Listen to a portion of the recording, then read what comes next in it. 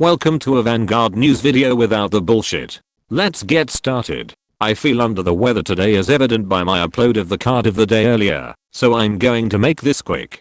For the remaining promo cards in standard.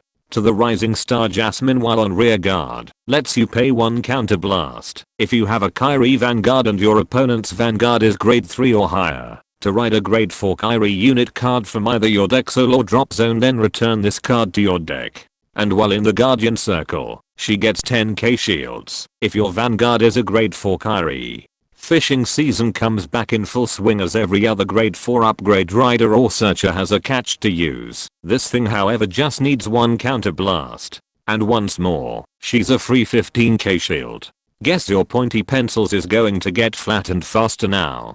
Death by Snoo. Knight of Penetrating Eyes Azteris while on rear guard, lets you do one of two effects. If you have an Ezel Vanguard when he attacks, you either give your Vanguard a continuous ability that gives all your front row units 5k power, but he's put to the bottom of your deck at the end of that battle. Or you can return a gold paladin back row rear guard to your hand at the end of that battle.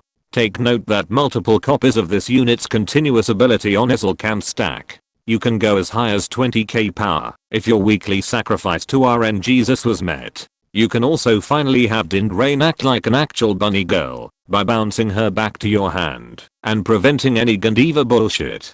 And the application of this card in premium could lead Ezel to get another restriction if abused. Like seriously, multiple copies of this while you spam XL2 markers is just brain dead. Raka Hammer Dragon while on rear guard gets 5k power if you played a normal order card this turn when it attacks. Then you can pay 1 counter blast at the end of the battle it attacked to draw a card and bind this unit. And while in the bind zone, you can call itself to rear guard when you play a normal order card while you have an Eru Kami Vanguard with Vermilion in its name and you don't have another rear guard with the same name as it. Wait a minute, if I get this right, Vermilion can do over 5 attacks in 1 turn assuming you have 2 copies of this on rear guard and 2 copies of Rising Phoenix in the drop zone. Guess it has to, if it ever wants to compete with Gandiva collecting farm dice every turn.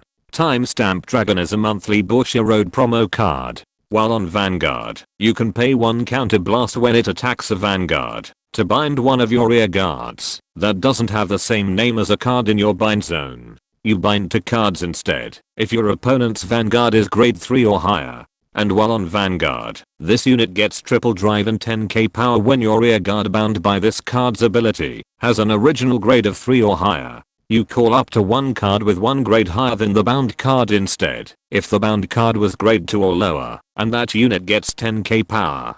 Did Bushiroad seriously try to gaslight Unica mains or upcoming Ominagruzio mains to drop their deck for something that's probably going to be a Springfest 2024 promo card? Binding rear guards misses the point of those decks. And don't think for a second that this will replace Chronoger decks. This is nothing more but a budget option that'll ironically cost $100 to complete. Finally, only 1 Keta Sanctuary card was revealed for DBT13 and hopefully unveil something in the anime episode this week instead. Swordlight Dragon Skyrisen when placed on rear guard or Guardian Circle lets you reveal up to 1 grade 4 card from your hand. Then perform one of the 2 effects depending where this card was placed while you have a grade 4 Vanguard. 2 of your rear guards gets the boost ability if it was placed on rear guard. It gets 15k shields instead if it was placed on the Guardian Circle. And while in your hand, you draw a card if it was discarded from your hand to ride a grade 3 card or was used as a stride cost.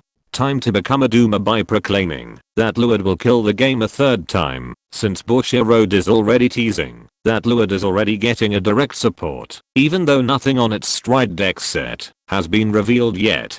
Meanwhile, expect speculators with copium to theorize that Altmile is coming back, even though nothing on this card says otherwise. And Bastion Accord was completely forgotten just after 1 set when this card wants you to use Bastion Prime instead. And that concludes this Vanguard News video. Be sure to subscribe and let me know in the comments your ridiculous theories of which striders are returning while I go sleep this headache off.